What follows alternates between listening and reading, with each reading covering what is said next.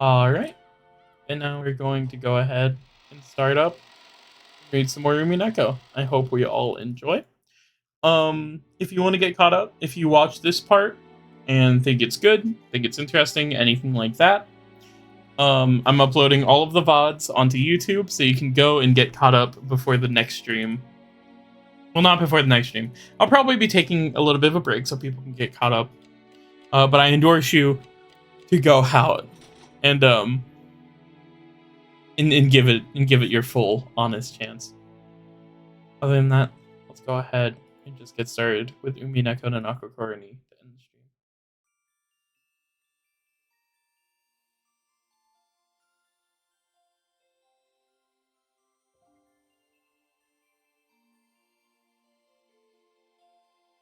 第10の晩に旅は終わり、黄金鏡に至るだろう。しかしマリアは豆だな。ちゃんとメモしてるとは偉いぜ。おい、マリアは忘れっぽいからちゃんと書く。ママに言われたからちゃんと書く。 There was a notebook inside the handbag Maria was always carrying around. Beatrice's epitaph was copied onto it. Thanks to that, we were all able to challenge the puzzle of the epitaph while walking down this beach. Jessica and the rest had already tried to solve it several times, and had already gotten bored with it. However, since this was the first time for me, I was so excited that I couldn't stop. It really tickled my sense of adventure. まず1行目。懐かしき故郷を貫く鮎の川か。じいさまの故郷ってどこだっけ？戦前の後ろ宮家は小田原のあたりに屋敷を構えてたって聞いたぜ。で、となりゃ小田原に流れてる鮎の泳ぐ川に関心がいくわけだろ。まずはその川が起点になるからな。んで、黄金鏡を目指す者はそいつを下って鍵を探せとあるわけだ。小田原にある川ってなんだ？鮎が泳ぐ川だぜ。小田原で鮎って言ったら早川だろうね。渓流釣りで有名だよ。マリア魚嫌い。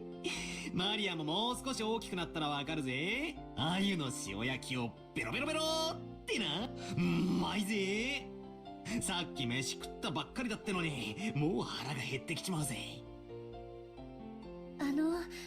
ビスケットでもお持ちしましょうか？え？ Oh yeah, I also just turned off alert, so no front-facing baby chick while you're doing that. My apologies. ああ、悪い悪い。そんなつもりで言ったんじゃないぜ。気にすんな。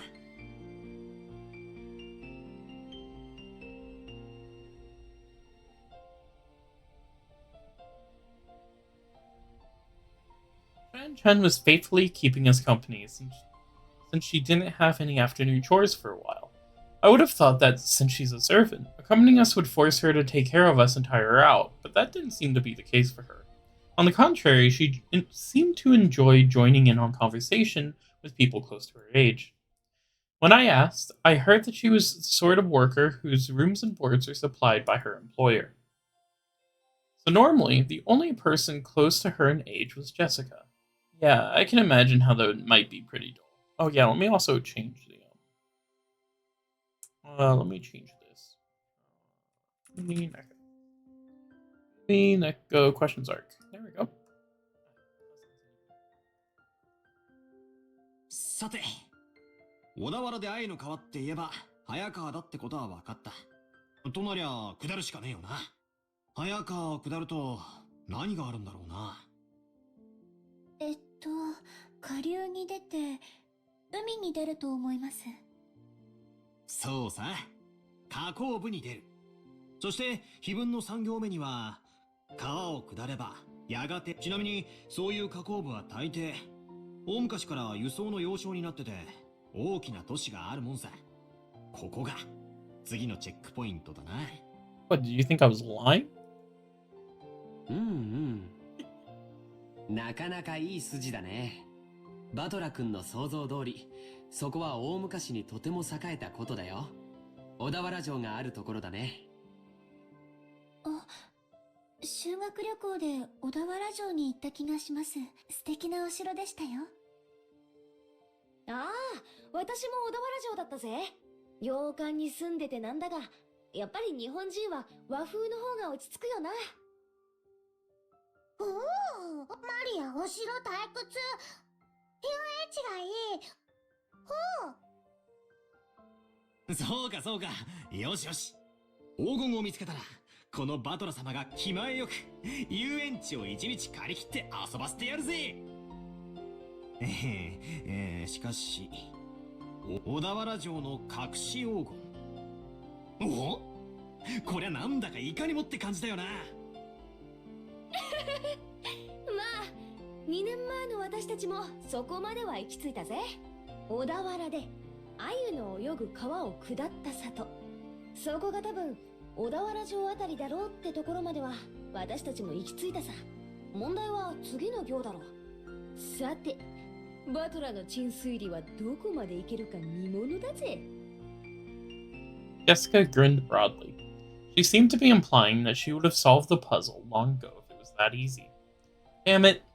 I'll definitely find it and keep it all for myself. 4行目。その里にて、二人が口にし、岸を探れ。二人ってのが何のことかわからねえが、で、岸ってなんだよ。岸って名前がつく地名でもあるのかな。蘇我岸という地名が小田原にあるんだそうですよ。おお、詳しいな。ってことはなんだよ。シャノンちゃんも黄金を狙って謎解きに挑戦してるんだな。となりゃ、俺たちはライバルだぜ。It's not like I'm interested in the gold. 以前にジョージ様から教えてもらっただけで。2年前の私たちも同じ推理に行き着いたってわけさ。わざわざ地図を広げて調べたんだぜ。小田原城の北に5キロくらいだったかな。そこには確かに蘇我岸という地名があるよ。でもそこからがわからないんだ。次の5行目にはその土地のどこに鍵があるかは記してない。マリアちゃん、読んでくれるかい？そこに黄金鏡への鍵が眠る。読めた。蘇我岸ったって広いだろうし、かつてそこに後宮家の家があったわけでもない。その広大な土地のどこかに鍵が隠されててノーヒントってんじゃ。こいつは確かにな。鍵が手に入らないことにはその先の行に進めないぜ。ジョージ兄貴、蘇我岸ってのはどんなとこなんだ？さあね、行ったことはないからわからないけど、地図によると山の中みたいだよ。確か浅間山の山麓みたいだったね。なんだかパッとしねえな。宝のありかを隠した謎ってのはもっとぴったりとハマるもんじゃねえのかよ。どうも蘇我岸ってのがそもそも間違いって気がするぜ。私は蘇我岸を疑ってるぜ。私たちが知らないだけで、例えばじいさまの子供時代を過ごした家とかがあるかもしれないだろ。1行目に懐かしき故郷をって行があるくらいだもんな。シャノンはじいさまによく酒とか継がされてたろ？昔話とか聞かされたことないのか？親方様は昔の話はほとんどされません。ただ、後宮家が滅びかけた関東大震災について、関東地方よりずっと遠方にお住まいだったかもしれません。後宮本家は小田原に住んでたかもしれないけど、分家はその限りじゃなかったろうね。おじいさまはよく自分のことを分家も分家、後継ぎと言われるくらいだからね。ってことはつまり懐かしき故郷ってのがすでに小田原じゃない可能性。じいさまの故郷なんて聞いたこともないぜ。聞いても素直に教えちゃくれねえだろうしよ。懐かしき故郷というのが後宮家のルーツを指さないのであれば、小田原説は初めから間違ってることになっちゃうね。もちろん、蘇我騎士の疑いが晴れたわけじゃないけれども。例えば、幼少の頃を小田原で過ごし、その後、遠方へ引っ越した可能性もあるだろうし。おお、さっきから何の話かわかんない。おお。 Maria had been completely left out of the conversation. She now sat puffing out her cheeks in boredom. つまりだな。黄金すごろくの最初のスタート地点が決まらないことには、何も最初の5行で見つかるのは鍵だろ。鍵なんてなくても、扉はぶち壊して入ることだってできるはずだぜ。とりあえず最初の5行をすっ飛ばして、その先の推理に入ってもいいんじゃねえか。おお、その発想はなかったぜ。まあいいや、どうせ暇つぶしなんだ。続きを聞かせろよ、バトラの推理。でも、その先からは急に物騒になるんですよね。Shen frowned slightly. After looking at Maria's notebook to recall what was written there, yeah, I was forced to agree. 第一の番に、鍵の選びし6人を生贄に捧げよう。いきなり物騒になるな。第二の番には、寄り添う二人を引き裂けときたもんだ。恋仲を破談させるのか、文字通り引き裂くという意味なのか、わかりかねるけど、どっちにせよ気持ちの悪い話。その第2の番の解釈を別にしても、第1の番に6人、第4の番から第8の番までで5人。少なく見積もっても、11人が生贄にされなきゃならない。ベアトリーチェが蘇るための生贄。なるほど。魔女復活のための生贄か。そういう解釈にもなるな。その結果、第9の番に魔女が蘇って、最後は極めつけたな。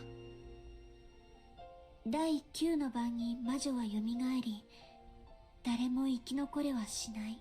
結局はみんな死んでしまいます。それでようやく次の第10の番にゴールってことになってんな。みんな死んじまうのに黄金鏡へ至るだろうって言われても困ったもんだぜ。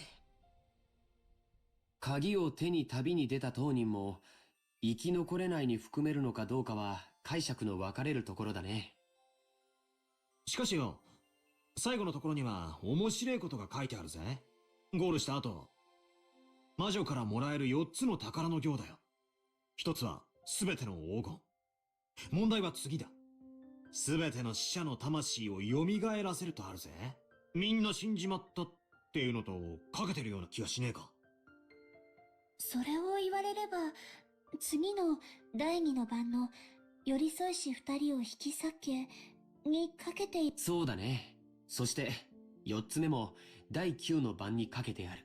第9の番に蘇った魔女を4つ目の宝が再び眠りに。好意的に解釈すりゃ、死んだり別れさせたりと忙しいが、最後には全部チャラになるわけだな。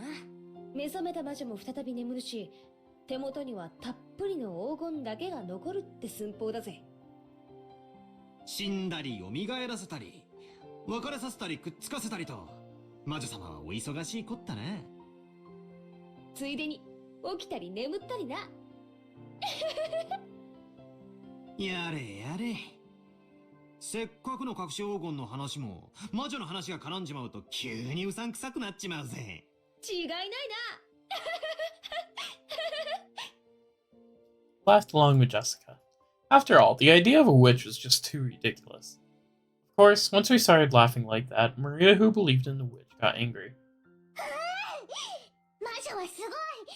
魔法で何でもできる。殺すことも生き返らせることも愛を与えることも奪うことも、空も飛べるし姿を透明にできるし、黄金もパンも生み出せる。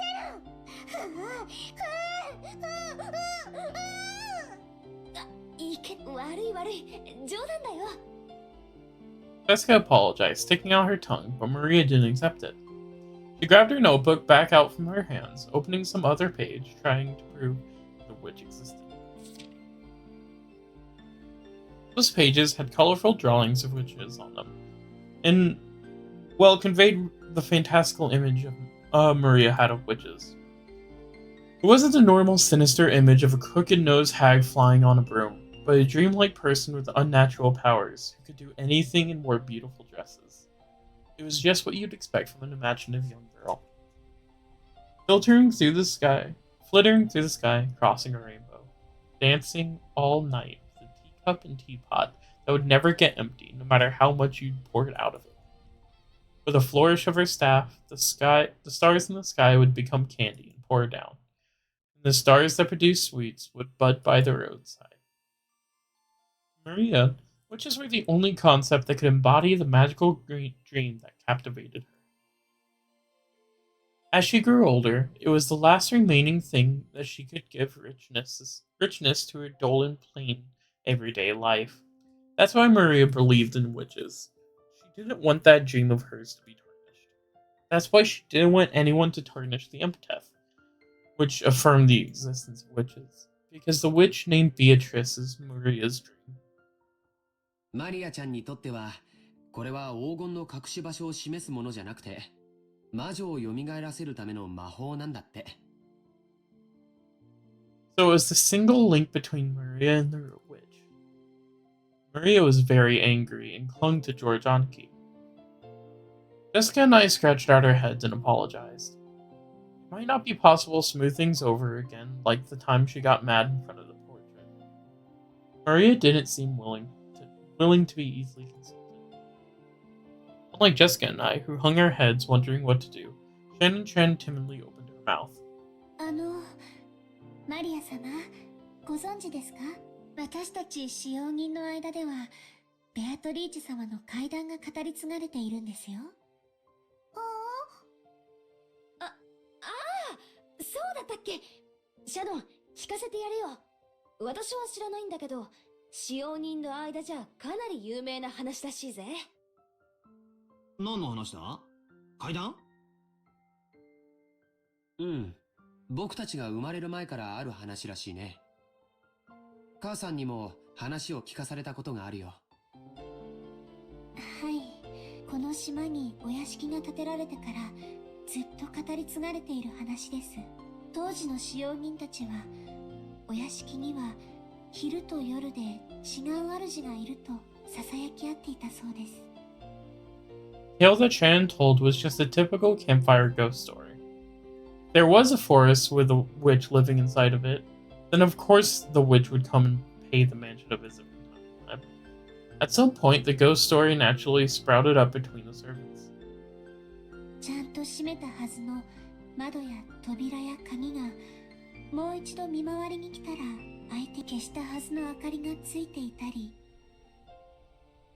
つけたはずの明かりが消えていたり、置いたはずのものがなくなっていたり、置いた覚えのないものが置かれていたり、そういうことがあるたびに古い使用人たちは魔女が姿を消してお屋敷を訪れ、いたずらをしていったの。ほら、いる！ベアトリーチェはいる！ああ、いるよな。私も昔よく登校の時に限ってカバンが見つからなかったりしたもんだぜ。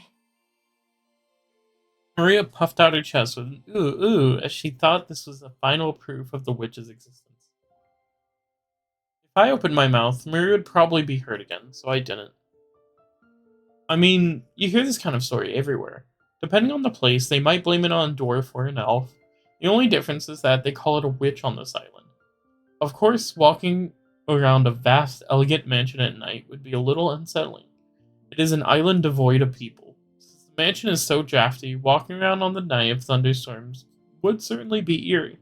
他にも鬼火や輝く蝶々が舞っているのを見たという使用人も、カノン君もそれらしいものを以前夜の見回りの時に見たことがあると言ってました。あと最近ではお屋敷の中で深夜に不思議な足音をよく聞くと使用人の間で話題です。私たちは肖像画の中のベアトリーチェ様が姿を消してお屋敷の中を散歩しているんだろうとずいぶん前ですが、私もそうかもしれない足音を夜の見回りの時に聞いたことがあります。ひゅー。そりゃ怖えな。怯えることはないんですよ。ベアトリーチェ様は、親方様とは異なる、もう一人のお屋敷の主です。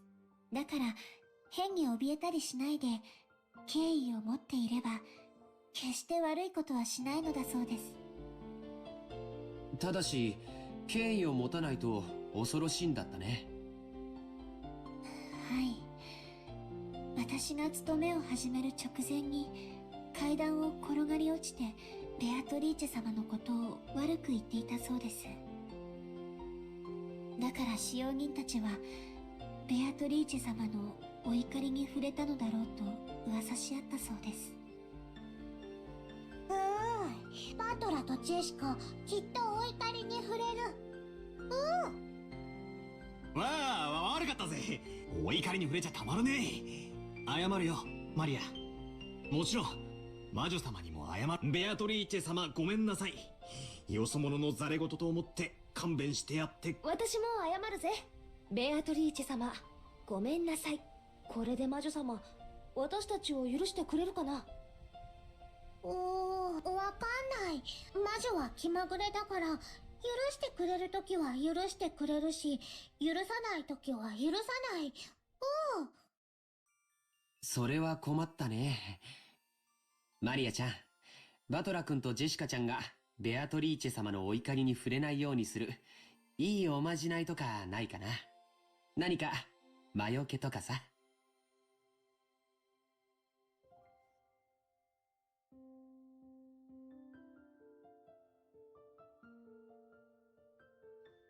By relying on Maria, who's proud of was proud of knowing the most about witches, George was trying to revive her self-esteem. Once again, I've got to admire his ability to calm kids down.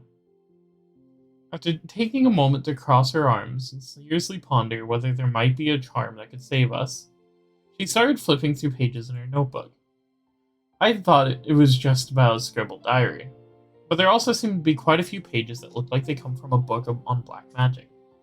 Maria solemnly considered a group of these pages, which contained things that looked like magical circles. Apparently, Grandfather wasn't the only one with a black magic hobby. When Maria finally found what she was looking for, she snapped the notebook shut and threw into her handbag. She then began fishing through the bag's contents. There seemed to be various jumbled up things in there. After a while, she took out various pieces of junk, although they were probably important magical items to Maria. Repeatedly threw them back in, saying they were wrong. It was all a little humorous, but just like when Doraemon took out the wrong tool. Finally, she seemed to discover what she was looking for. With a face that was unimaginably cheery when compared to the intense expression she had worn up until now, she handed those out to me and Jessica. I grabbed it and saw that it was a very cheap-looking charm. It looked like a bracelet made from plastic rosary, with a scorpion-themed metal attached. Haven't you ever seen those cheap Zodiac-themed accessories? The kind that you might win in a crane game at an arcade? It looked like something like that. There was 2 of them. Probably one for me and one for Jessica. However, the fact that there were 2 of them made them feel even more cheap manufactured goods, making it pretty hard to imagine them as magical items. これを私とバトラに？このお守りならベアタリーチェも大丈夫。サソリは魔除けの力があるから。そうなのか？サソリにそんな力がねバトラが信じない。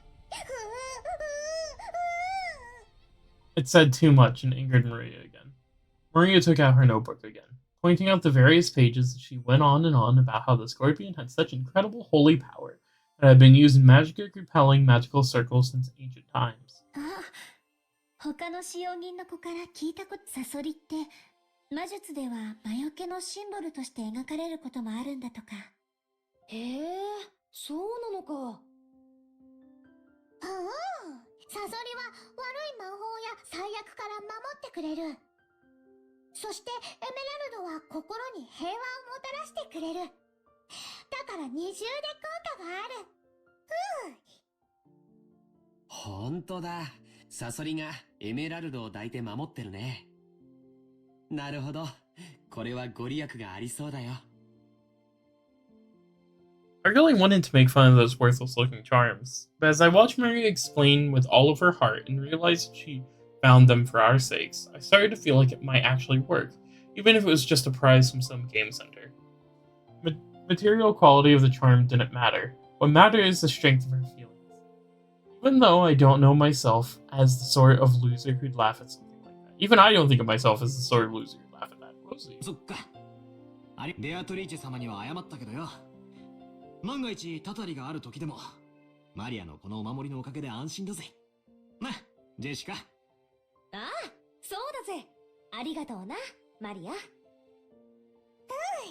心に平安が欲しいときは腕につける。お財布に入れるとお金が減らなくなる。ドアノブにかけておくと悪いものが入ってこられなくなる。便利なお守り。それはすごい効能ですね。マリア様が自信を持って進めるお守りならきっと頼もしいものと思います。Shannon Chan clapped her hands together. Maria stuck out her chest. She was totally in a good mood again. Probably best if we let her lead the conversation a bit longer.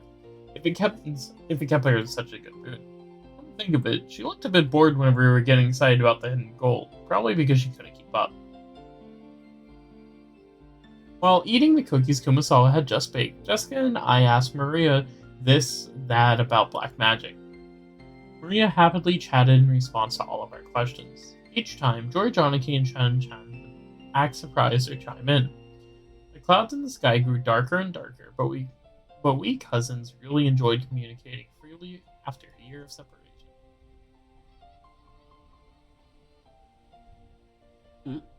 今、額にポタって来なかったかい？どうだろうな。As George Aniki rubbed his forehead, he looked up at the sky. Considering the color of the sky and the dampness of the air, it wouldn't have been odd for a raindrop to hit him. The wind also seemed to have grown a bit stronger. ほう、マリアポタッと来ない。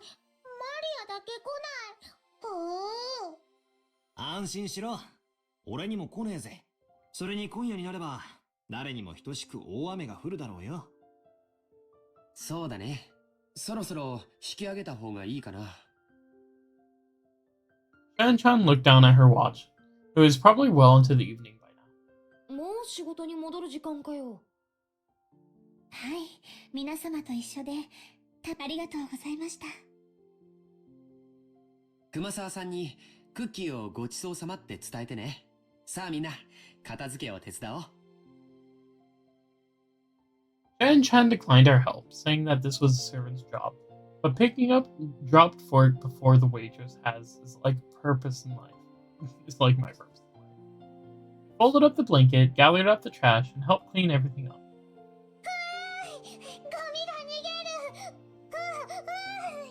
そいつは逃がさないぜ。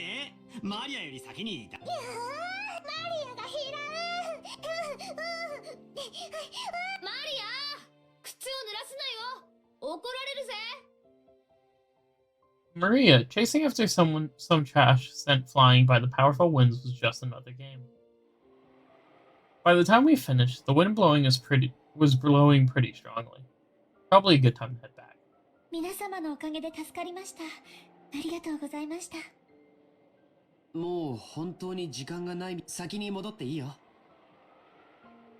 George Anki perceived her from her appearance that very little of her free time was left. 源氏さん、時間には厳しい人だからな。定時に持ち場についてないと厳しそうだぜ。また後でね。お仕事頑張ってね。それでは失礼させていただきます。To make a respectful bow, Shannon Chan ran towards the rose garden. ほんじゃ、俺たちもゲストハウスへ戻ろうぜ。テレビでも見てくつろがせてもらうさ。テレビ見るなら決まりだな。戻ってみんなで一緒にテレビでも見ようぜ。Maria, who wasn't done having fun, agreed once the television was mentioned. We climbed up the gentle stairs and returned to the rose gardens.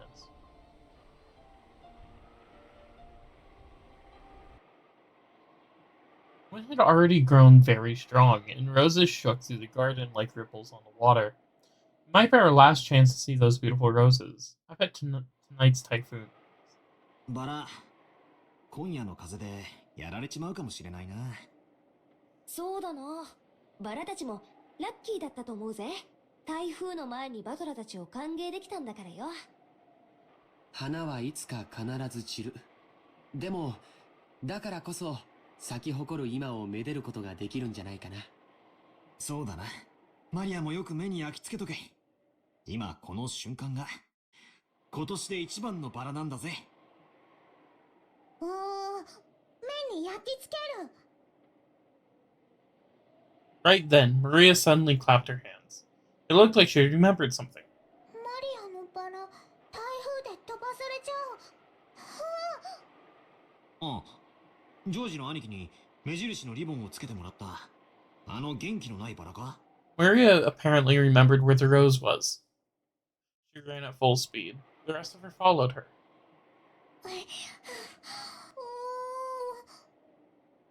あれはどこだったっけな。確かこの辺だったと思ったぜ。We searched everywhere around that area, but it was only a single flower amongst these roses. Even though we knew it was somewhere close by, we weren't able to find it. The winds making up the typhoon's front lines made roses throughout the garden undulate. It was almost like it was teasing us by marking the location of roses. Maria's rose こ impossible こ to じゃ find. なかったかな。少し手分けをして探してみようか。そうだな。人海戦術で行こうぜ。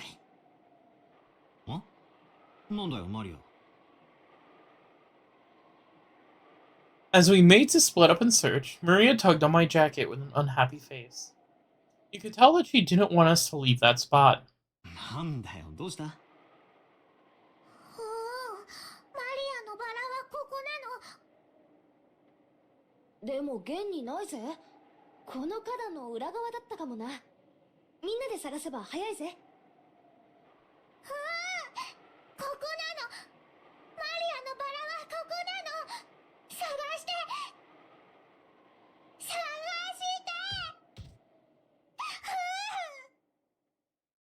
Maria stomped her feet in irritation.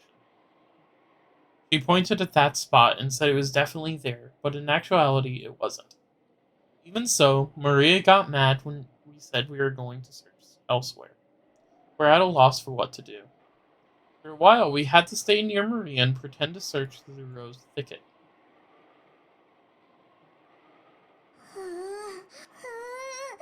ない。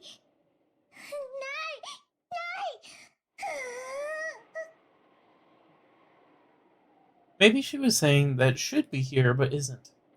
Maria's becoming increasingly...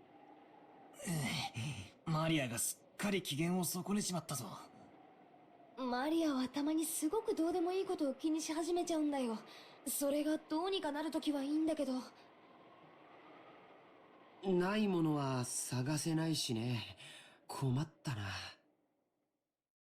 Just when we were at a loss to do, Maria called out in a loud voice.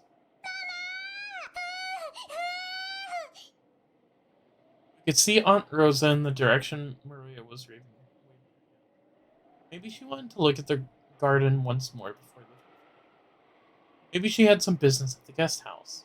Aunt Rosa was coming for them. She quickly noticed her daughter's voice and came over. あらあら、どうしたのみんな。何か探し物なの？探して。ママもマリアのバラを探して。マリアのバラって？この辺に元気のないバラを一つ見つけて、それに目印。飴玉かなんかの包み紙でキュッと。しかしマリア、確か俺の記憶が正しけりゃ、すぐ手前の目立つところに生えてたはずだぜ。足が生えてどこかに行っちまったんじゃなきゃ、他の場所だったと思うぜ。マリアの記憶違いじゃないのか？ここなの、ここなの。パトラが信じてくれない。そのうー言うのをやめなさいって何度言ったらわかるの。ママも探してあげるから静かにしなさい。I've never seen Aunt Rosa be anything other than kind and gentle, so her anger surprised me a bit. Aunt Rosa began searching as well, so we went along with her for the time being. But we were all already more than sure that it wasn't around here, so it didn't take long for Aunt Rosa to realize that too. ここにはそのバラはないわよ。他の場所の間違いじゃない。これだけたくさんのバラがあるんだから。違うの。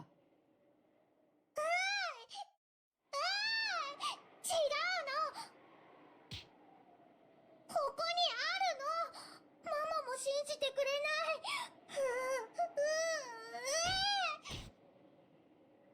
ちゃんと信じて探してるでしょ。でもないじゃない。でもここなの。ここにあるのにないの。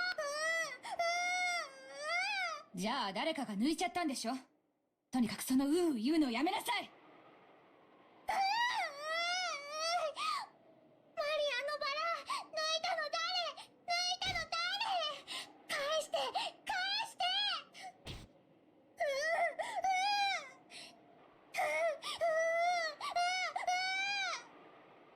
そんなの知らないわよ。やめなさい。その言うのをやめなさい。Aunt Rosa slapped Maria's left cheek with her palm. In that instant, Maria was shocked into silence. Of course, it was only for an instant, but when Maria realized that her wish was being rejected, she started yelling even louder.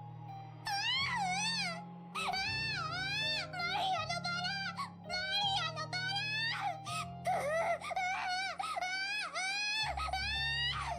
その変な口癖をやめなさいって言ってたからクラスの子たちにもバカにされるんでしょうが。いい加減にしなさい。Once again, her palm slapped Maria's cheek. This time, she didn't go silent. She choked as she started crying and began to bawl in an increasingly loud voice. Aunt Rosa was clearly irritated and lifted her hand up once more to try and shut her daughter up. ローザおばさん。まあまあ、小さい子供のことですし、そんなマジになんなくても。I tried to cut in with a bitter smile, rubbing my hands together. Aunt Rosa glared at me with a serious face. I realized that I should have stayed out of this. ごめんね。バトラ君たちはちょっとお部屋に戻っててくれる。おばさんはマリアとちょっと話があるの。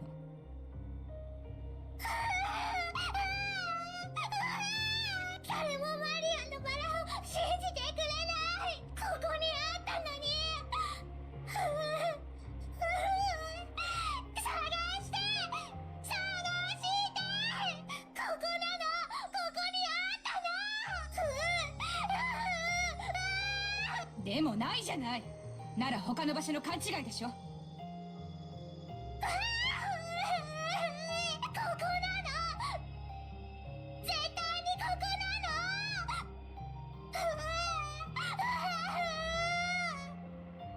じゃあなくなっちゃったのよ。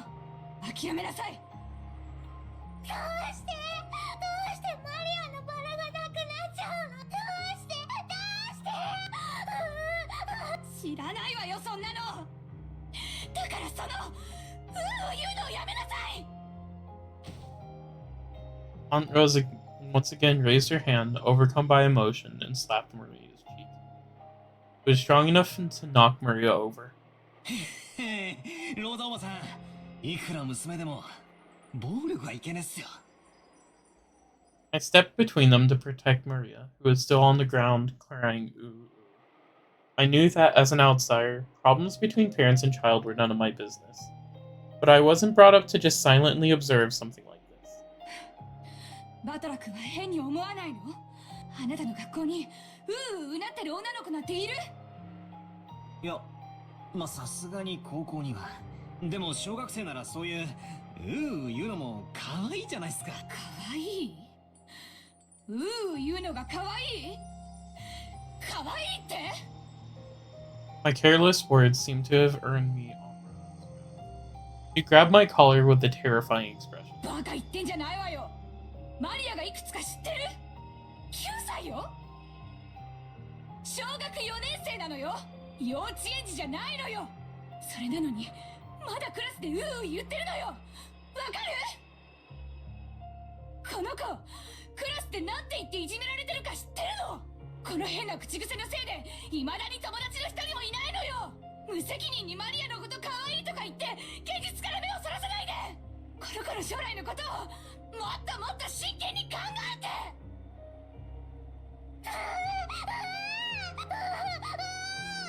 だからその言うのをやめなさい。やめろって言ってんでしょ。 Aunt Rosa struck Maria's quivering head, which an increasingly unhappy voice was rising. I tried to stop it, but Aunt Rosa pushed me away. My back hit George Aniki. 昔はローザおばさんもマリアちゃんの幼児言葉の一つだくらいにしか思わなかったんだけど、小学校の中学年になっても治らないのを最近はだいぶ気にしてて。別にどういう言葉遣いをしようと関係ねえだろ。そのまま社会人にはなれないよ。だから見ていて気持ちのいい光景ではないけれど、これはおばさんたち親子の問題なんだよ。まあ私もこの言葉遣いのせいでよくお袋に怒られるけどよ。 When they put it that way, maybe even a scene as painful as this isn't something an outsider like me should button. バトラ君だって小さい頃悪い癖が治らなくて怒られたことがあったんじゃないかい？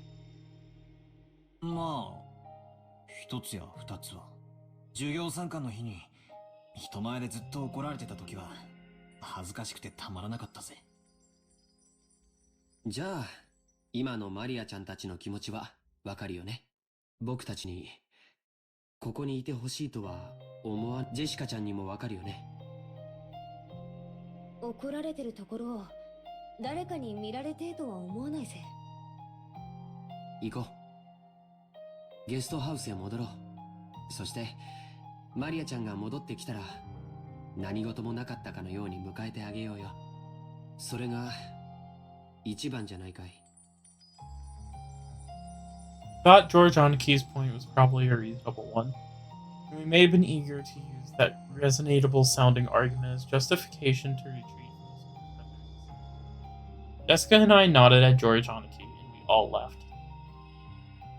Called towards Maria, telling her that we were going to go ahead to the guest house. But she didn't seem to hear, and we all felt sort of guilty and shameless after saying. それなら好きなだけ一人で探しなさい。ママは知りません。探す。マリアが一人で探す。ママが知らなくても探す。勝手にしなさい。 After blasting her with those last few words, Rosa spun on her heels and quickly returned to the mansion. Maria probably viewed that as a cold gesture. That wasn't Rosa's intention. It's because the hand which she had so emotionally struck Maria's cheek was still numb. It was because if she stayed there screaming, she might again be taken over by emotions and continue slapping her daughter's cheek over and over again. After Rosa left, Maria was left alone in the rose garden.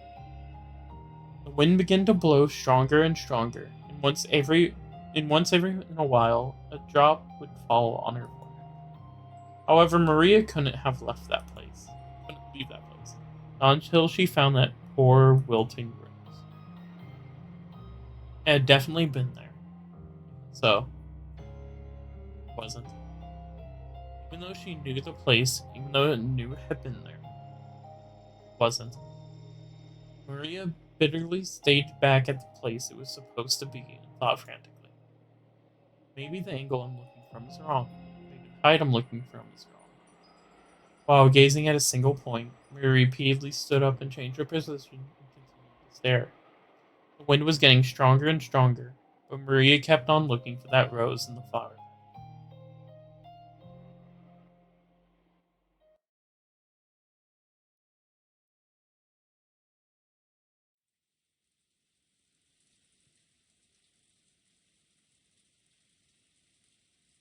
Enzo noticed the sound of raindrops beating on the window.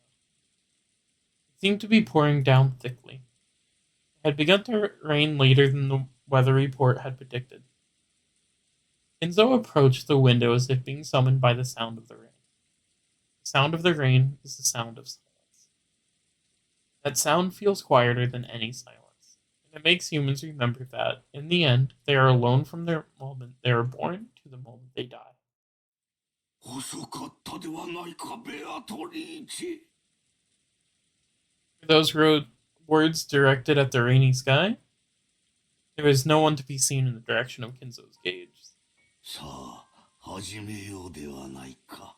私とお前の奇跡の宴を。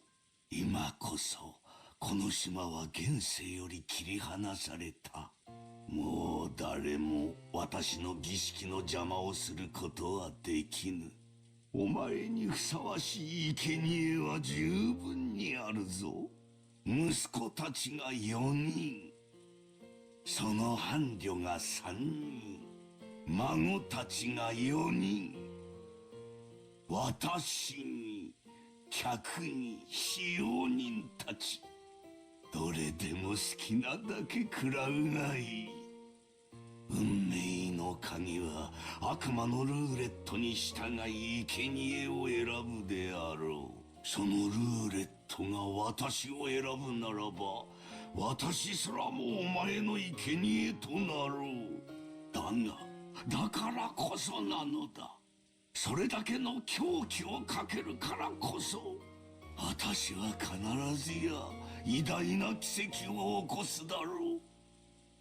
さあ、好きなだけ食らうがいい。私はそのルーレットに打ち勝つだろう。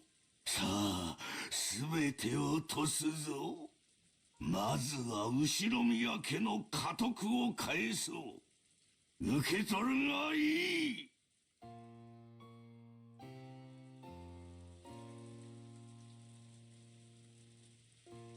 The tore at the open window, ripped a golden ring off of his finger, and threw it away forcefully. At that time, the sound of thunder rang out, giving the illusion that the lightning had accepted the ring. そして、そこにいるのは私であるだろう。私が最後まで生き残り、お前の目覚めを見守るだろう。さあ来たれ、ベアトリーチェ。ようこそ我が宴。私が生み出したすべてと引き換えに、私にもう一度だけ奇跡を見せておくれ。おー、ベアトリーチェ。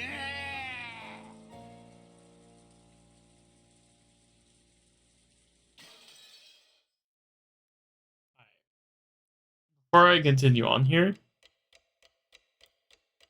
I want to mention that, like,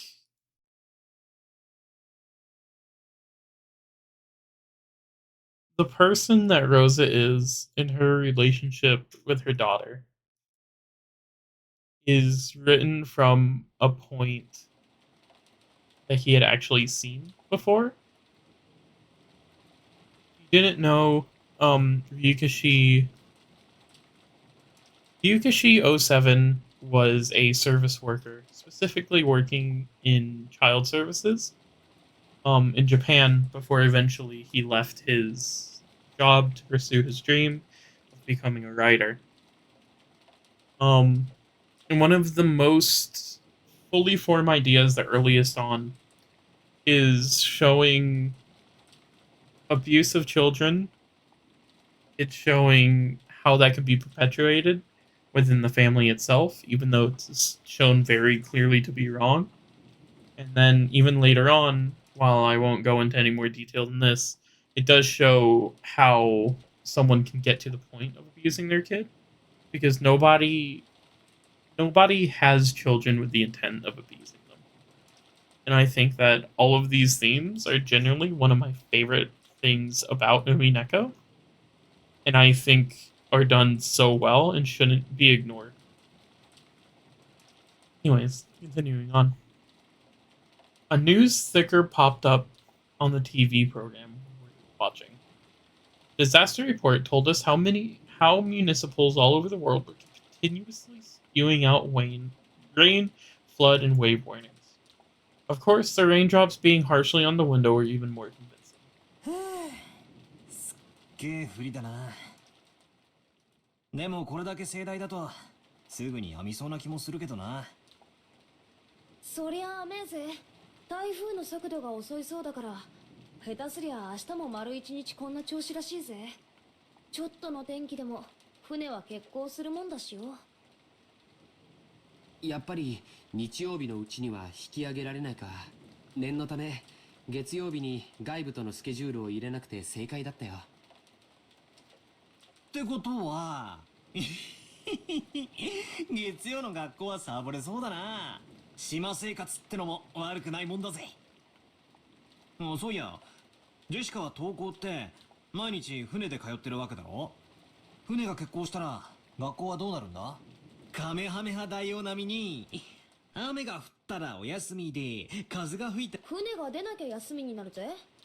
Then here, I'll go back.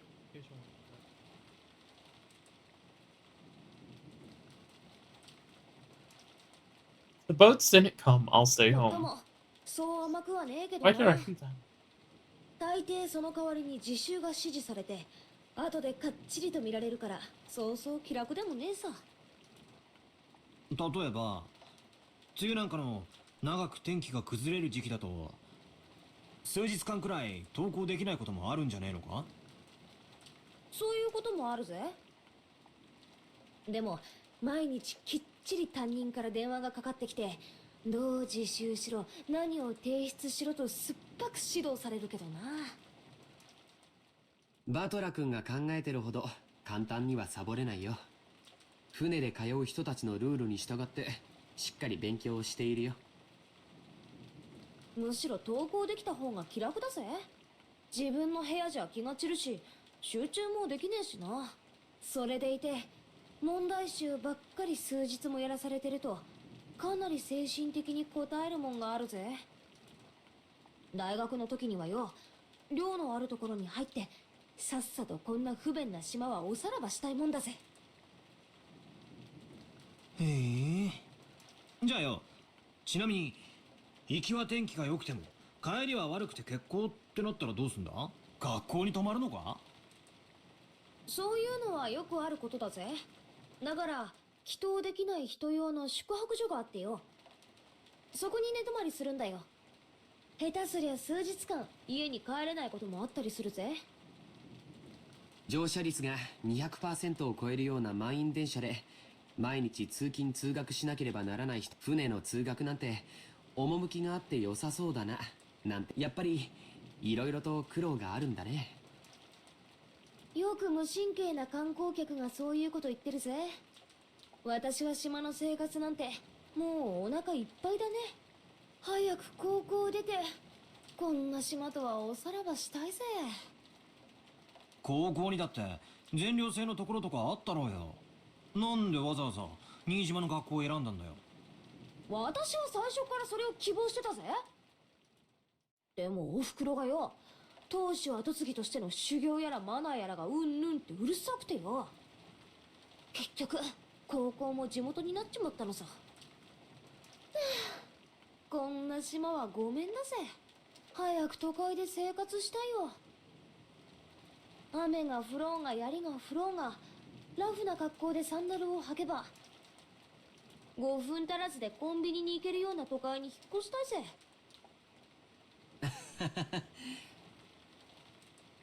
もう少しの辛抱だよ。高校卒業まであとちょっとでしょ。そのちょっとも我慢できねえぜ。Jessica stretched out and reclined in the sofa. Maybe it was a bad time slot because there weren't anything interesting. There weren't any interesting programs on. We had nothing to do but languidly kill time until fall dawn for the neighborhood. After that episode, Maria had never returned to the cousin's room at all. Aunt Rosa probably took her back to the mansion. It had been pretty boring for Maria all by herself while the adults had a confusing conversation. We thought we might as well head over to the mansion to see her, but the weather was really awful. Since there wasn't much time until dinner, we stayed where we were. At that time, we heard the sound of a humble knock. Jessica answered. お食事の準備が整いました。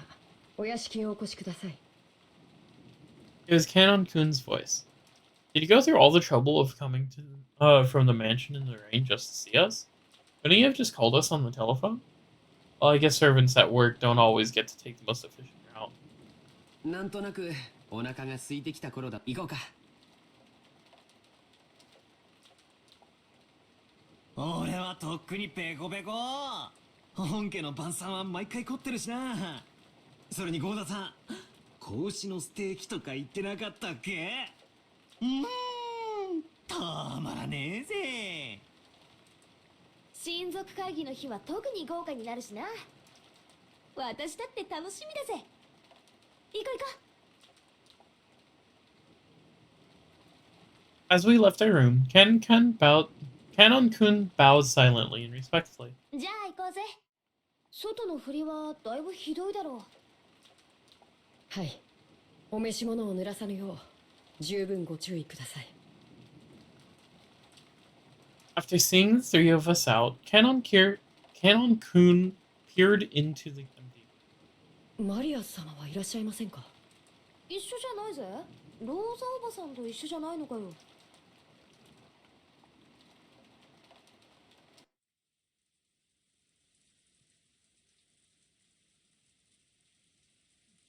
Rosa was lying on a sofa in the empty parlor, having fallen asleep before she knew it. She was bearing a burden that the children couldn't even imagine. That's why she only needed to let her guard down a little before the weariness immediately dragged her into the world of sleep. Realizing this, Genji brought a blanket over to her. When he tried to spread it over her, her eyes snapped open as if she had been shocked with electricity.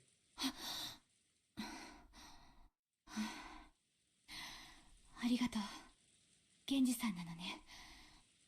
When she realized that thing that had touched her was just a blanket, and that Genji had been considering giving it to her, had considerately given it to her, she let out a sigh of relief. 起こしてしまいました。失礼いたしました。いえ、いいの。寝るつもりじゃなかったから。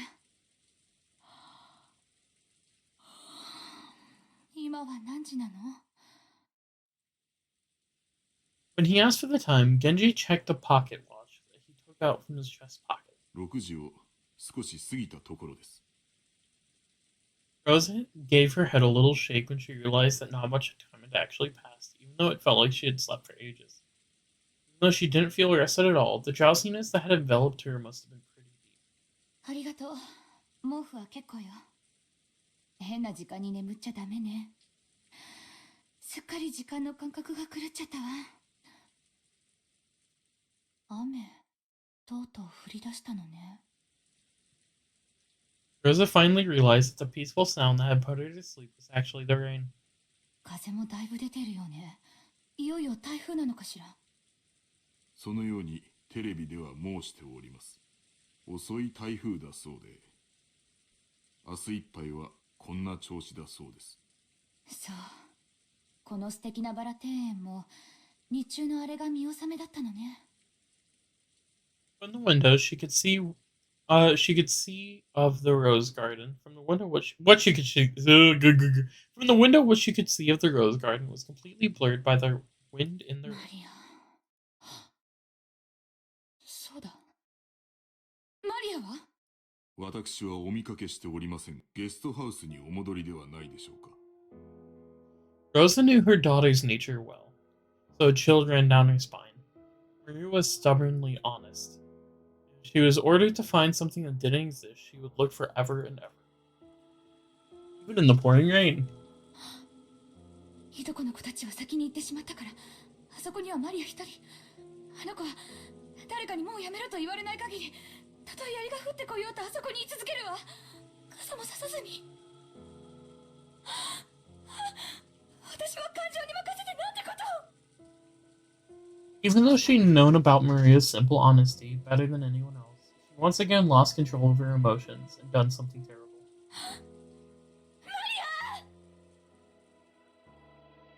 Rosa pushed Genji away and ran down the hall.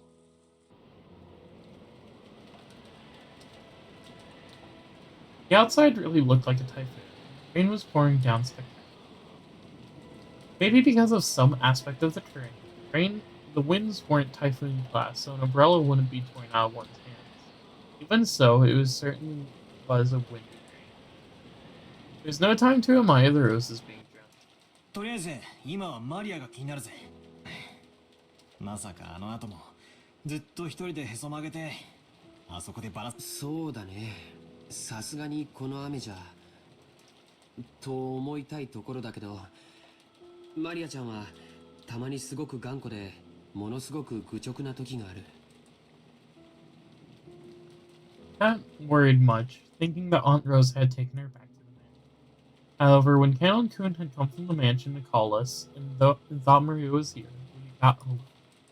お屋敷ではお見かけしませんでしたので、てっきりこちらにおられるとばかり。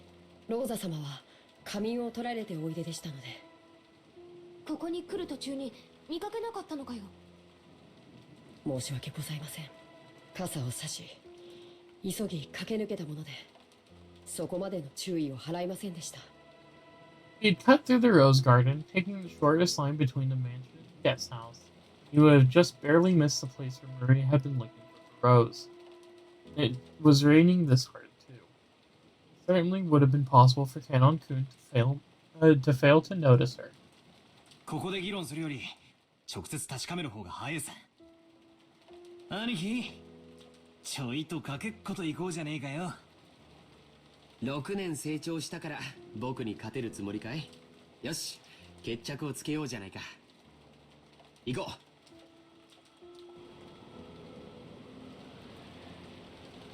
う。George Aniki and I flew out into the river. Jessica and Canon-kun followed us. マリアー！いるなら返事をしなさい。マリアー！ローザおばさんだ。おばさん。George Aniki called back. Aunt Rosa jumped back and grabbed onto him. マリアはどこ？ジョージ君たちと一緒じゃないの？いえ、僕たちはあの後マリアちゃんには出会ってません。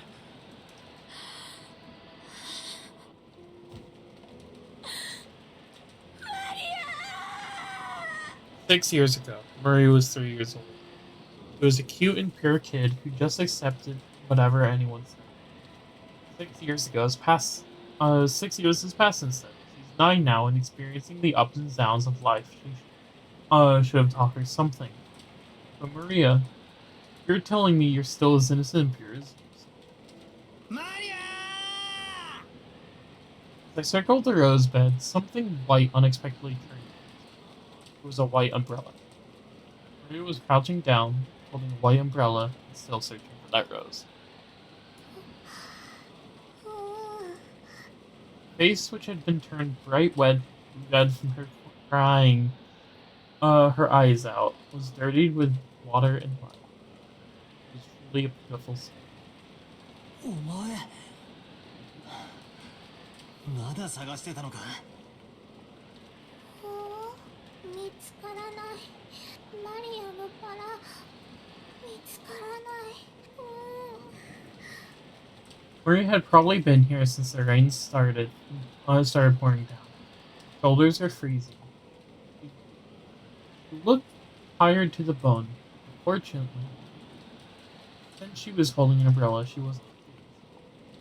The umbrella probably came from the handbag Maria was always carried. バトラ君、よかった。見つけたんだね。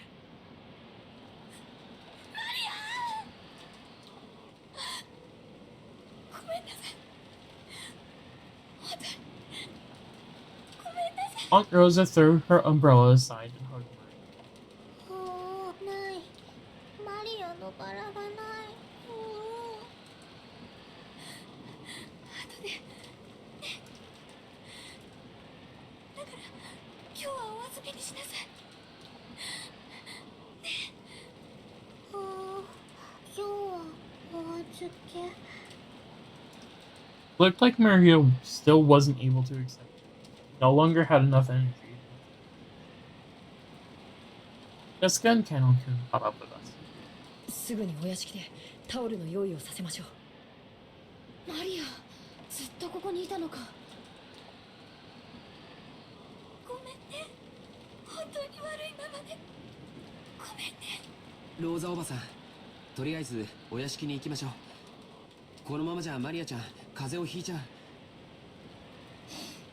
そうね。マリア、行きましょう。ちゃんときれいにしないとおじい様に怒られちゃうわよ。お腹すいた。もう食事の時間だぜ。マリアはよく頑張ったよ。天気が良くなったら私たちも一緒に探してやるから。We couldn't stay in the rain forever. We took Maria with us and headed back to the mansion. Maria apparently wasn't as worn out as I thought. She remembered we were having calf steak for dinner. She started chanting, I'm hungry, ooh, ooh, and then returned to her usual speech. Aunt Rosa didn't child Maria for saying it. そっか、傘を持っていたのか。さすがマリアは物持ちがいいぜ。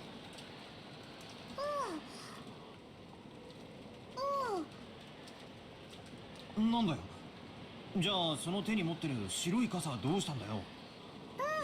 貸してもらった。 Some caring person must have brought her an umbrella. A normal kid would look for shelter once it started raining. Maria was too stubborn to give up easily. Maybe that caring person gave up on telling Maria to find shelter and then decided to at least give her an umbrella. そう。その人にお礼を言わないとね、ラーレ。ベアトリーチェ。 The name Maria cheerfully mentioned was that of the island's witch. Rosa took a deep breath and asked again, trying to do so in a way that wouldn't damage Maria's good mood. それで誰なの？傘を持ってきてくれた人は。ベアトリーチェ。 Maria immediately realized that her mother didn't believe her and started crying out unhappily again. So Rosa stopped pursuing the subject. It'd probably be faster to ask whoever lent Maria the umbrella during dinner rather than ask Maria herself.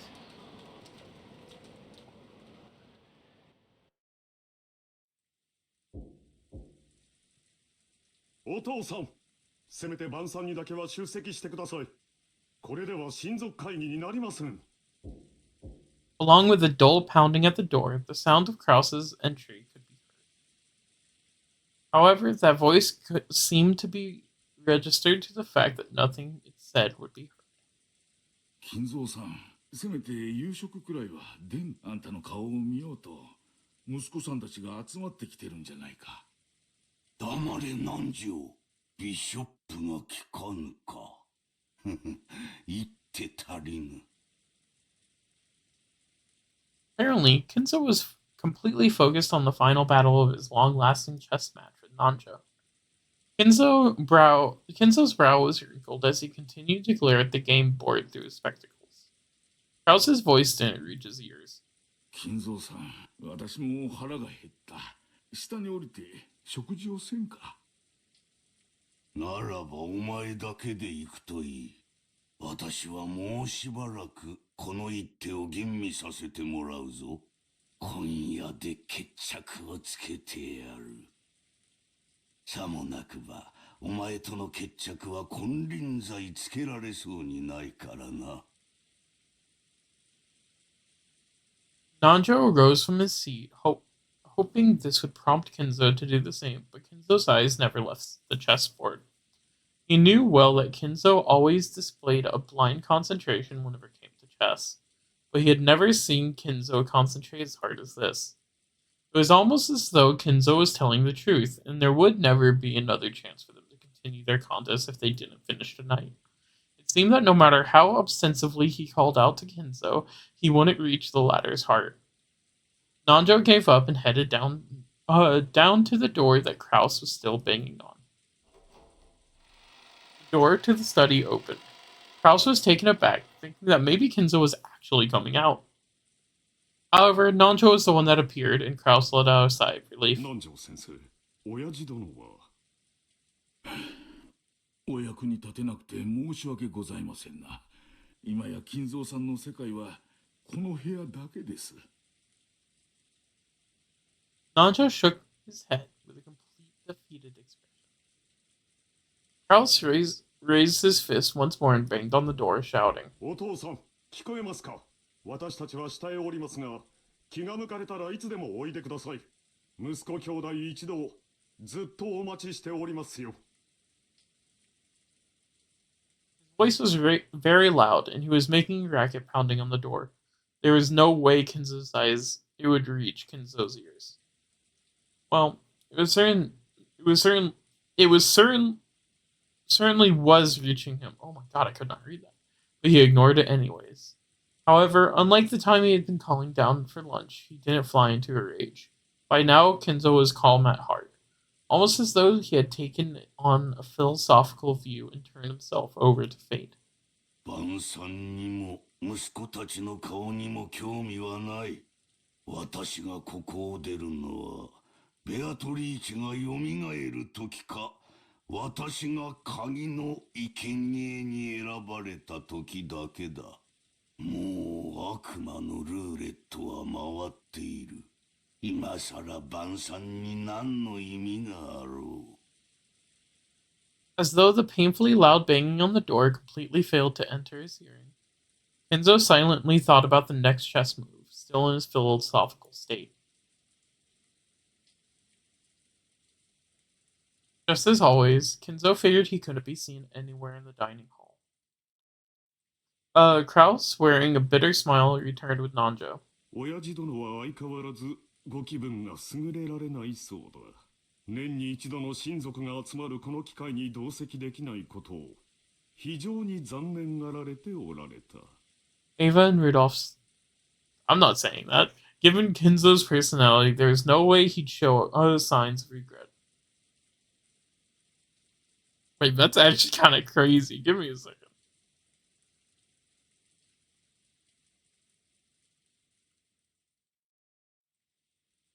ではディナーを始めようじゃないか。ゴーダ、始めたまえ。かしこまりました。それでは始めさせていただきます。When Godo was told to start the family conference dinner, his biggest time to shine of the whole year, he nodded with a broad grin. マリアに傘を貸してくれた人は誰かしら？ When Rosa timidly cut through the silence of the dining hall, everyone noticed. 傘？何の話？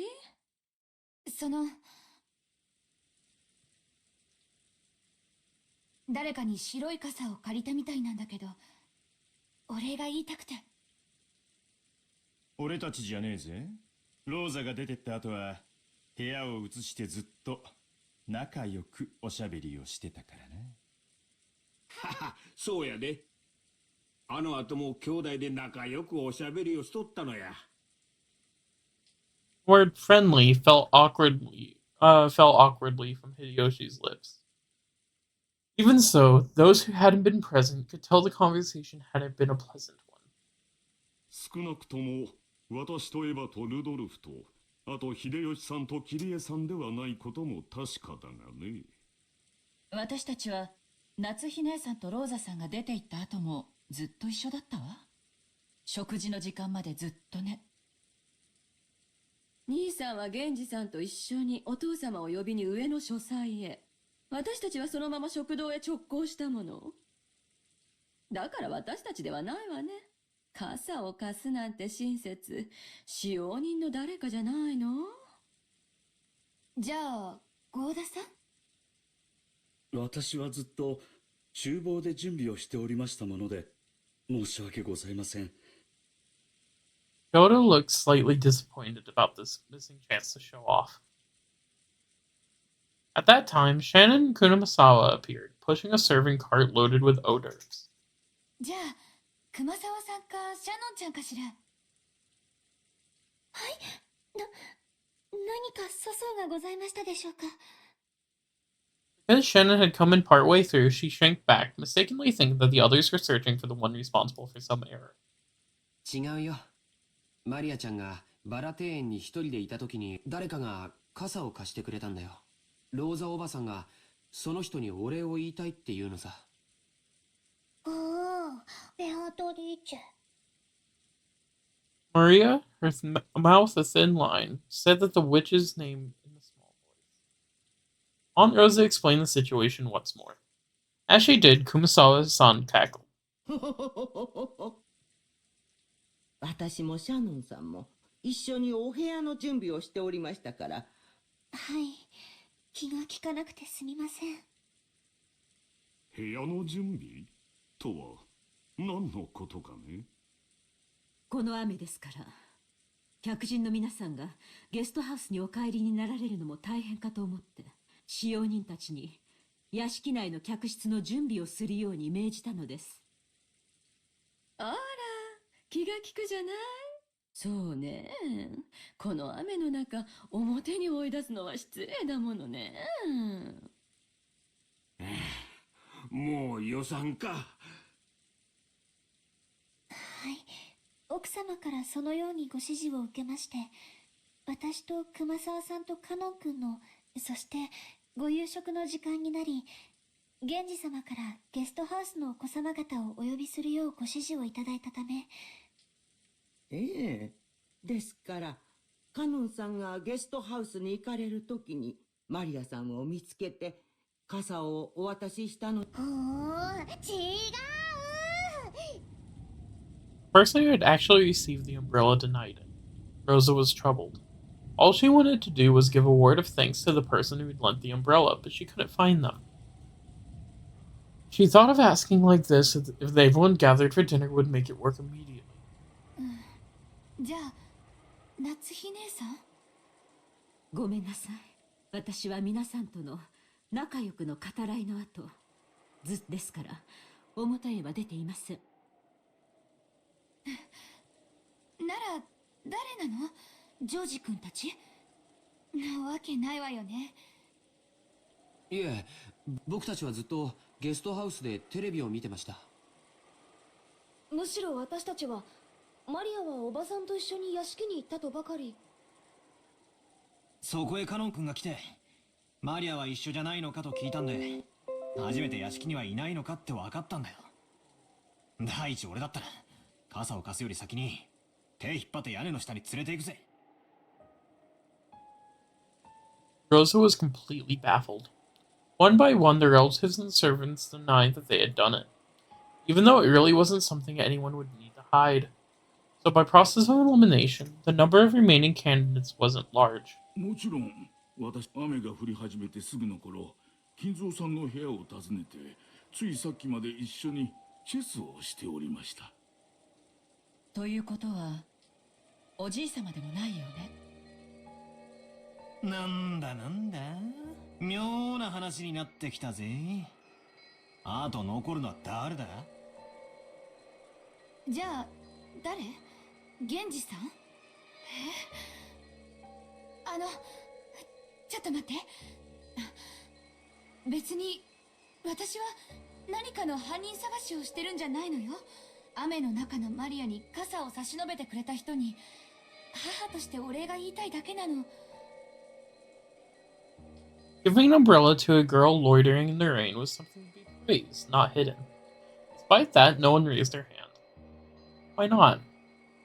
Everyone started whispering about how strange this was. 落ち着けよ、ローザ。傘を借りた本人に聞けばいいじゃねえか。 That's what everyone had been thinking since the beginning.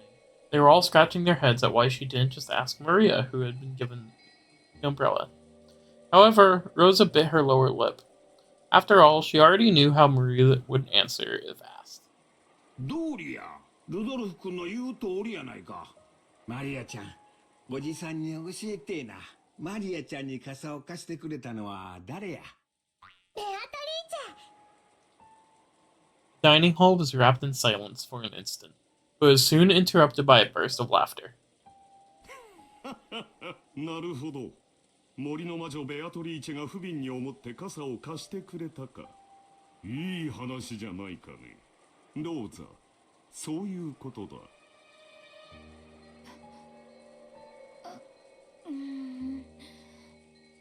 Rosa couldn't believe it.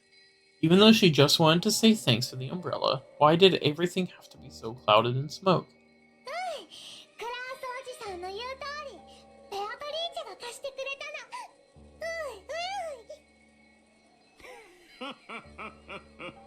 それはよかった。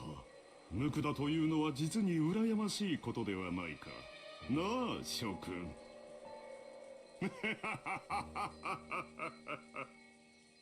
Kraus was laughing with a face that was clearly mocking, but Maria was overjoyed, apparently convinced that her claim was being believed.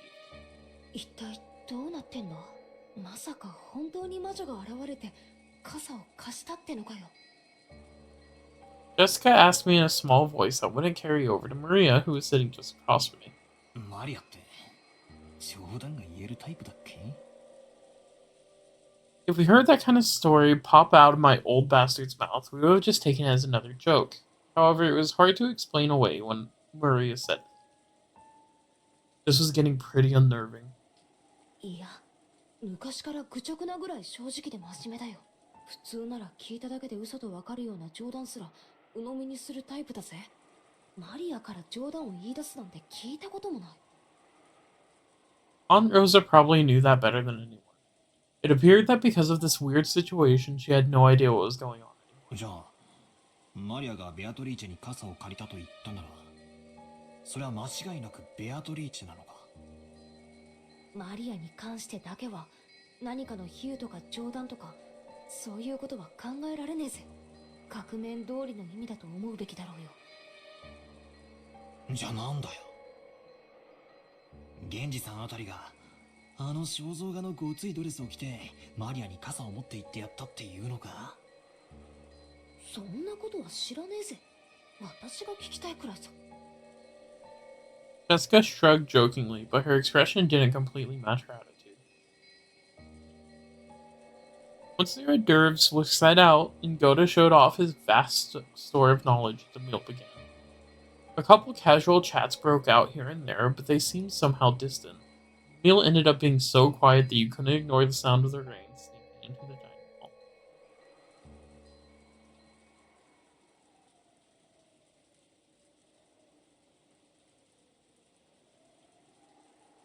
Kumasawa and Shannon, pressing the serving cart, ran into Genji and Kanon on their way back to the kitchen. ケンジさんですか？マリア様に傘を貸されたのは。傘？何のことだ？はい、雨が降り出した時にマリア様は一人でバラ庭園におられたそうで、そこでどなたかに傘をお借りになったそうなのですが、それがどなたかわからないのです。僕じゃないよ。マリア様はゲストハウスにいると思ってたくらいだからね。バトラ様が最初に見つけられた時にはもう白い傘をお持ちだった。申し訳ないが、それは私でもない。じゃあまさか親方様。 Both in the dining hall and right here, everyone had stated that they hadn't done it. That only left Kinzo, but 何かのご用で廊下を歩かれている時、偶然バラ庭園に傘もささないマリア様が見えた。親方様はマリア様のことをあまりお好きではない。同感だね。親方様がマリア様のために直々に開花までお越しになって傘を持ち。あら、困りましたわね。ではマリア様に傘をお貸しになられたのは本当にベアトリーチェ様ってことに。Kumasawa laughed, just like their relatives in the dining hall who had laughed it off. She couldn't think of any other way to break through the smoke, veiling the current situation. Just then, the crisp sound of hands clapping twice rang throughout the hallway. They all turned around at once to see Goda coming out of the dining hall. さあさあ皆さん、ディナーは配膳のタイミングも大事です。すぐにスープの配膳に取り掛かってください。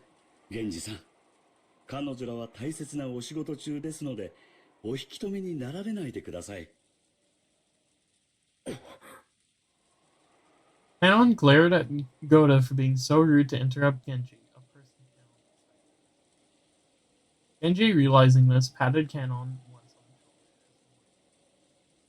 shoulder. Canon reluctantly turned away and returned his expression to normal. ゴーダの指示に従いなさい。今は晩餐の配膳を急ぐように。ほらほら、時間がありません。タラタラしない。急ぎますよ。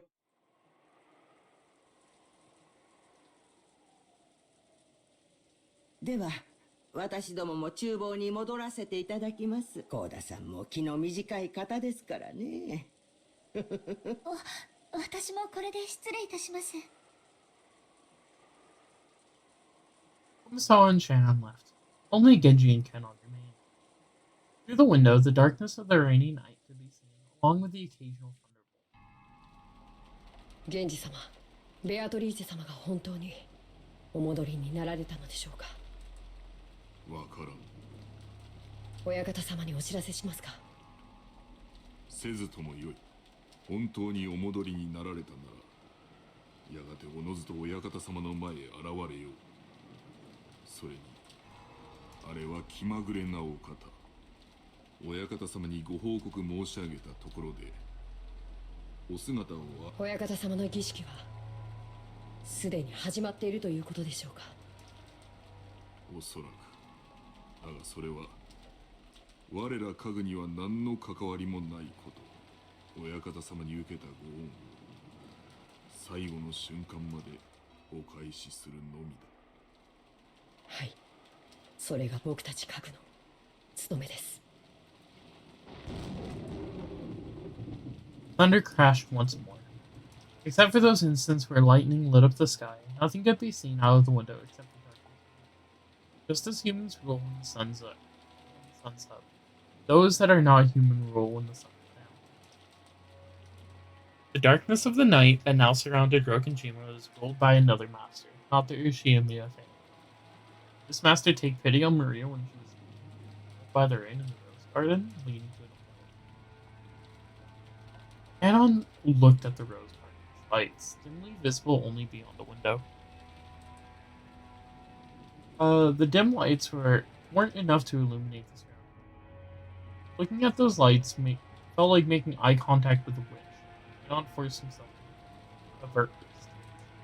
If he didn't, it feels like his eyes would be light. Can the weather change how people act? You often hear stories about how things like atmospheric pressure can influence people's moods and physical health. For some time now, everyone had been struggling to clear the gloomy atmosphere. But any conversation was quickly cut off, and in the end, the dining hall was simply filled by the sound of the rain. Dessert was some kind of chocolate cake, accompanied by a pear sherbet. Goda had enthusiastically explained the recipe as soon as this final dish was presented, but I quickly forgot the details. The guest of honor, grandfather, was absent. The weather was horrible, and the identity of who had lent Marie an umbrella remained a mystery. When dinner ended, no one felt even a little bit refreshed. It was too late now. I realized painfully that the taste wasn't the only important part of the meal. The whole atmosphere was also critical. Goda-san, the supposed conductor of this musical piece called Dinner, did his best to enliven the place, dropping little jokes left and right, and apparently not one of them succeeded. After taking orders for after-dinner coffee, tea, and orange juice, he left to the kitchen. As soon as he disappeared, Uncle Kraus spoke. やれやれ。せっかくゴーダが腕を振るってくれた晩餐も、こうも沈み込んでしまっては実に。まったくね。今日は何を食べても美味しく感じられない、そういう気分よ。ほう、どうしてそういう気分なのか聞きたいね。心が晴れ晴れできるよう、兄として後で協力させてもらうよ。Even during Umineko? Come on. Aunt Ava grimaced slightly. I'd already heard that she wasn't on good terms with Uncle Kraus, but it was pretty clear now. When I looked around, I noticed that my father and Aunt Rosa were also grimacing. Apparently, there was something besides the weather troubling all of them. エヴァおばさんもうちの親父もずいぶん機嫌が悪そうっすね。そう、私はそうは思いませんよ。I asked Aunt Natsui, who was sitting on my right, but she seemed to be in a bad mood as well. She snapped back as if to say how she was absolutely not interested. まあちょいと大人な話で込み入ってな。バトラ君たち子供は気にせんでええ話や。なあ夏日さん、桐江さん。Uncle Hideyoshi laughed as he spoke, but without his usual brightness. So I could vaguely imagine just how complicated their adult conversation had become. On top of that, even Aunt Natsui and Kyrie-san, the people he had directed his comments to, ignored him as though they hadn't heard any. I didn't know what kind of conversation they'd been having while us kids were away. It reminded me of how Dad said he had stomach cramps when we arrived at the mansion. The family conference might be a playful reunion to us kids, but it was definitely different for the adults. After Uncle Hideyoshi's comment was ignored by the other adults, and an awkward silence fell over the room, Kyrie-san spoke up. 子供たちの進路はどうなるのかしらとか、バトラ君は将来はどうするの？ぼんやりと大学進学？そんなのじゃ長い人生レースのスタートラインとしては心細いわよ。あいたたたたたた。桐江さん、飯の最中にそんな話されちまったら、消化不良で便秘になっちまうぜ。そうやそうや。バトラ君やジェシカちゃんの進路の話をしとったんや。将来のことは真剣に考えんとあかんで。Hideyoshi hardly agreed as if they had really been talking about that. But that was probably wrong. Kyrie had been obviously trying to change the subject. However, if Kyrie had determined that this was the best course of action for now, then she was probably right. Taking this into account, I cast aside my suspicion as to the cause behind Aunt Ava and Dad's bad moods. At long last, the serving cart returned, filled with coffee and tea. Kumasawa and Shannon-chan served it to everyone. Koda-san then explained that this concluded tonight's meal. If only the mood had been a bit more cheery, it might have been the best dinner of my life. It was a shame this best of dinners couldn't have been under the best of conditions. ジョージお兄ちゃん、これでご飯は終わり？うん、これでおしまいだよ。はしてないわよ。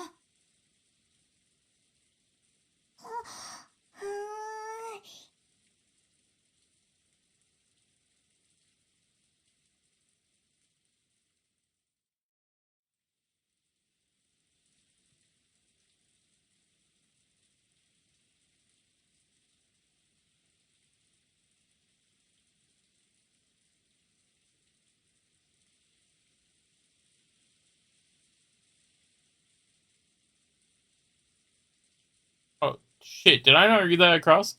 Some people are afraid of thunder, while others find it interesting, and Mary was apparently one of the latter sort. Therefore, when she heard from George Anaki that dinner was over, a huge smile broke across her face. She then rose from her seat, took out her handbag, which she had set under her seat, never having left it even while eating, and began fishing around in it. No one seemed particularly concerned by this behavior. なんだい？それはどこから持ってきたの？ George was the first one to notice it. As he spoke, Battler noticed it too. They saw that Maria was now holding a beautiful Western style envelope. On the front of the envelope, the Yoshimiya family crest, the one-winged eagle, was done in gold leaf. Furthermore, the fact that it was sealed with a dark red wax made it clear that this wasn't something Maria could have brought as a prank. マリアちゃん、それは何？ It seemed that Natsui had also noticed the strangeness of the envelope Maria was holding. Her voice sounded too serious for someone admonishing a small child. So the relatives around us finally noticed too. どうしたよ、夏日姉さん。それ、何？あなた、それをどこで拾ったの？その封筒は金蔵さんの。 When Nandro muttered that, even us kids could understand why everyone seemed to have been frozen solid. The envelope that Maria held was one of Oshimiya family's head's custom-made envelopes for private use. In other words, it could only mean one thing. This envelope contained a message from Kinzo.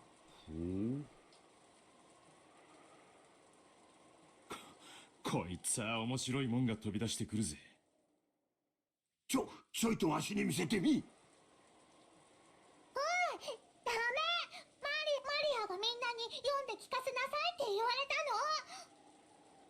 たの。 Uncle Hideyoshi tried to snatch the envelope from out of Maria's hands, but he protected it as though hugging it and didn't let it go. 秀吉兄さん、子供相手に力ずくなんていけませんよ。マリアちゃん、その封筒はどうしたの？傘を貸してくれた時にベアトリーチェにもらった。ご飯が終わったらマリアがみんなに読んで聞かせろって言われた。マリアは魔女のメッセンジャーなの。メッセンジャーこの島の魔女様は随分と洒落てるじゃねえかよ。Spotlight tried to joke about it, but no one else laughed. それで中には何て書いてあるのかしら？マリアちゃん。読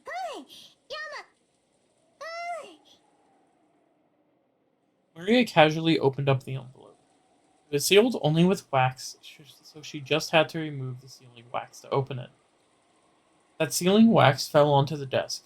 Hideyoshi hastily picked it up and stared fixedly at it. He then sat in the center of the table, where Natsui, Kyrie, and Nanjo stared at it. Printed in the sealing wax was the one-winged eagle, which was the Ushiyamiya family crest and also Kinzo's person. これは当主様の紋章？私は金蔵さんに手紙をもらったことがあるからわかる。これは間違いなく金蔵さんの風浪だ。でも、このお屋敷にはそれと同じ紋章がいくつもあるのでは？例えば風浪用のハンコのようなものがあれば、金蔵さんでなくても風浪はできるのでは？いや、金蔵さんは風浪には必ず自分が指にしている後ろ宮家当主の証の指輪で刻印をする。この形や複雑な衣装は間違いなく金蔵さんの風浪だ。そうとは限らんよ。親族であれば一度くらいは親父の手紙を受け取ったことはあるはずだ。その風浪をもとに偽の紋章を作り、親父殿を語って刻印した可能性が否めない。兄貴に同感だ。風浪に刻印されている紋章がどれだけ親父のものに酷似していたとしても、だからその封筒が親父のものであるという証拠にはならない。私も全く同じよ。風浪の刻印だけでお父様の手紙だなんて決めつけることには同意できないわ。南條先生、曖昧な言葉は慎んでいただけるかしら。これは失礼。出過ぎた口でしたな。One after another, all the siblings from Kraus on downwards rejected Nanjo's statement, saying that the envelope Maria held wasn't necessarily from Kinzo. They were afraid. They feared from the bottom of their hearts that Kinzo's intentions were written in there. That it might be some announcement regarding the inheritance. Be decidedly unfavorable. マリア、その封筒は傘を貸してくれた人がくれたのね。じゃわからないでしょ。そうなの？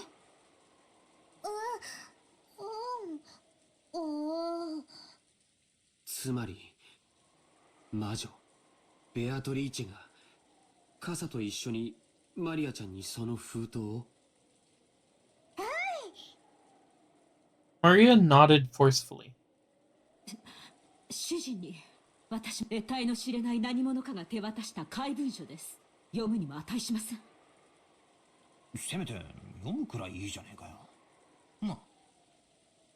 Battler said it to Jessica in a small voice, trying to act tough, but when Natsui heard him clearly and glared at him with threatening eyes. それでマリアはベアトリーチェに食事が終わったら読めって言われたんだな。いいじゃないの皆さん。これはおじい様の封筒ではなく、誰が書いたのかはともかく、中身を聞いてからの判断でもいいんじゃないかしら。そうやな。マリアちゃん、さっきは無理やり取ろうとしてすまんかった。謝るからみんなの前でそれ読み上げてくれんか。マリア、読みなさい。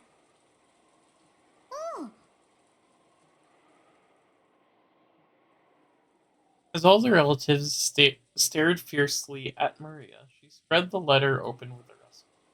本当に親父の手紙だと思うか？ありえんね。親父殿が私たちに何かを発表するときは直接でなければいつだって源氏を通してじゃないか。このようなこじゃれた方法でするとは思えんね。そうよ、マリアをメッセンジャーに？それこそお父様の趣味じゃないわよ。ローザ、これはマリアちゃんが私たちを脅かそうという何かの隠し芸なんでしょ？マリアはそんな気の利いたことができる子じゃないわ。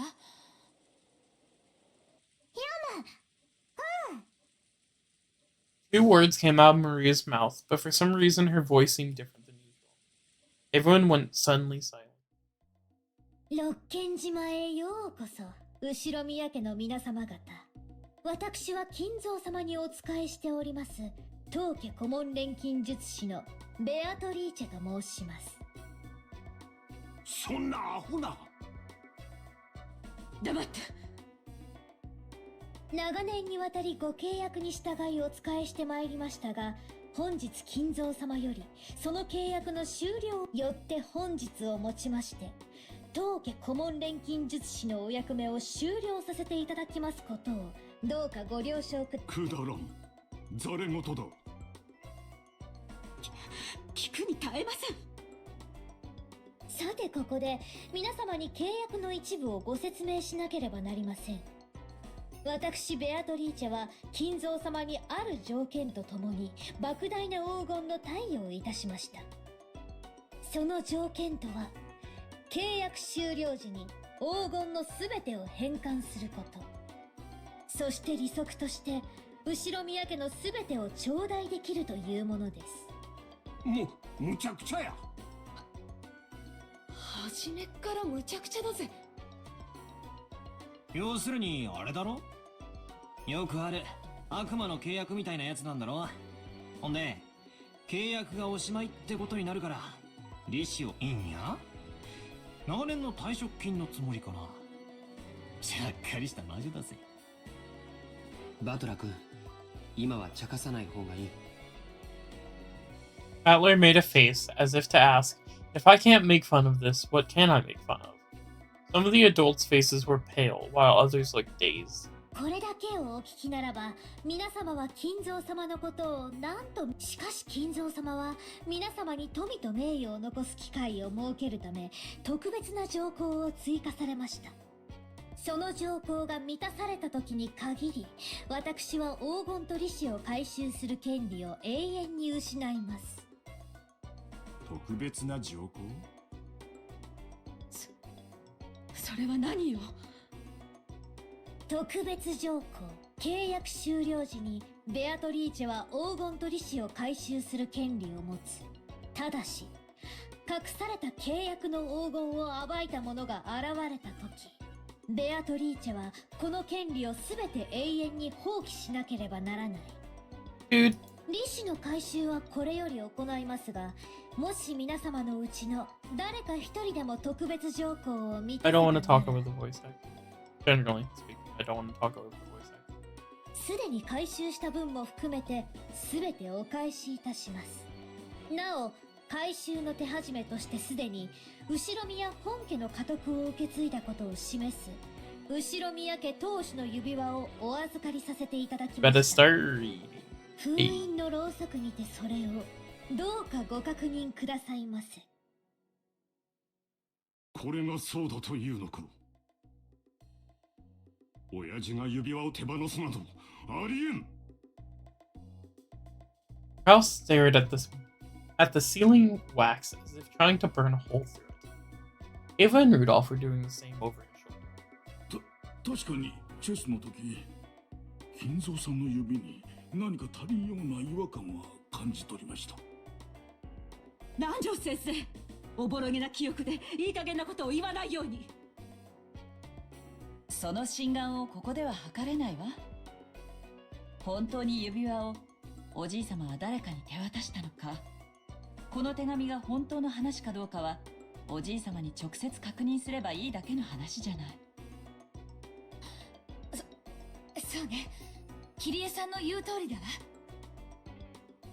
果たして金蔵さんがそれを答えてくれますかな。あの人のお考えは時に人の世の常識では測りかねますからな。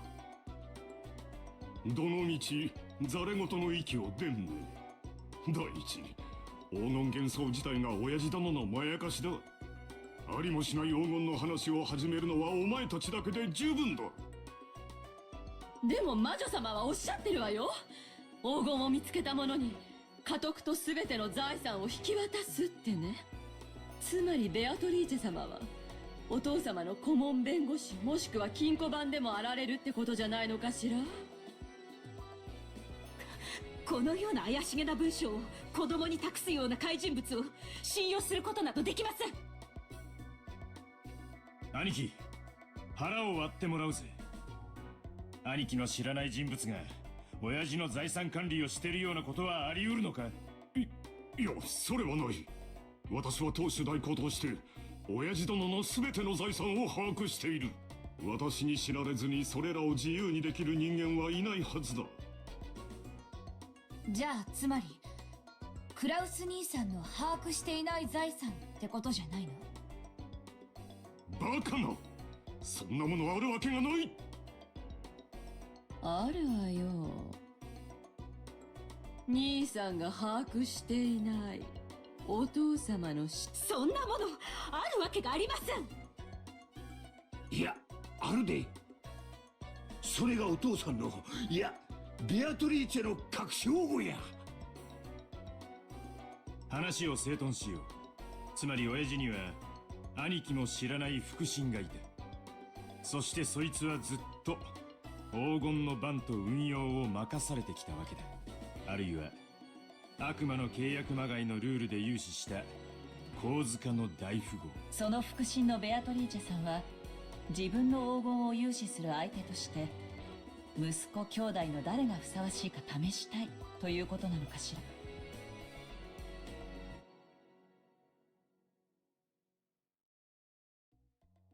ら。Oh, yeah. Carrie's question was one that all the siblings wanted answered. Upon reflection, they realized that Kinzo's Shane epitaph had been hung in the hall beneath the witch's portrait for some time, and that while it had long been whispered that whoever solved the puzzle would receive everything, no one had ever clearly stated it. It was just something that everyone had hoped might be true. And right here, right now, the thing that they hoped for had been clearly stated in Beatrice's letter. It's clearly specified that everything of the Yoshimiya family would be given to the one who found the gold. 黄金の隠し場所については、すでに金蔵様が私の肖像画の下に碑文にて公示されております。条件は、碑文を読むことができる者すべてに公平に。黄金を暴けたなら、私はすべてをお返しするでしょう。それではどうか今宵を、金蔵様との知恵比べにて存分にお楽しみくださいませ。今宵が知的かつ優雅な夜になるよう、ここ黄金のベアトリーチェ。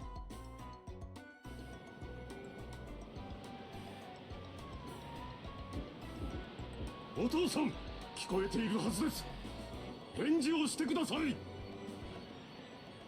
The door to Kinzo's study was being violently, harshly beaten against over and over again, like a percussion instrument.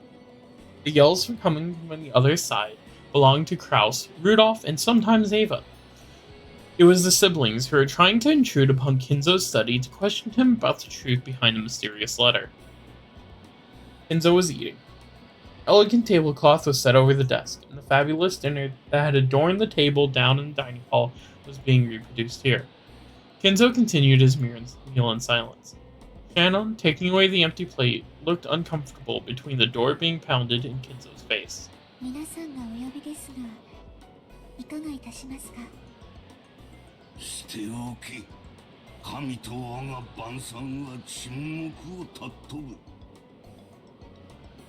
黙らせますか。必要ない。我が耳には届いておらぬ。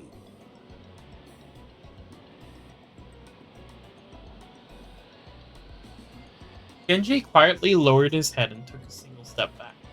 As he did, Kanon, who stood in reverse like a shadow behind and to the side of Genji, opened his mouth. マリア様がベアトリーチェ様より手紙を受け取られたとのことで、その真偽を確かめたいのでした。あやつめ、早速始めおったか。さあ、ベアトリーチェ、かけるコインに不足はあるまい。存分に今宵を楽しもうではないか。負ける気はないぞ。お前の微笑みは永遠に私のものだ。もう一度見られるなら、富も名誉も我が命すらも惜しくはない。さて、ルーレットは回り始めた。ボールはどのポケットに落ちるのか。ノワールか、ルージュか、それとも親の総取りか。さあ始めるがいい、ベアトリーチェ。私が再びお前に奇跡の力というものを見せてやる。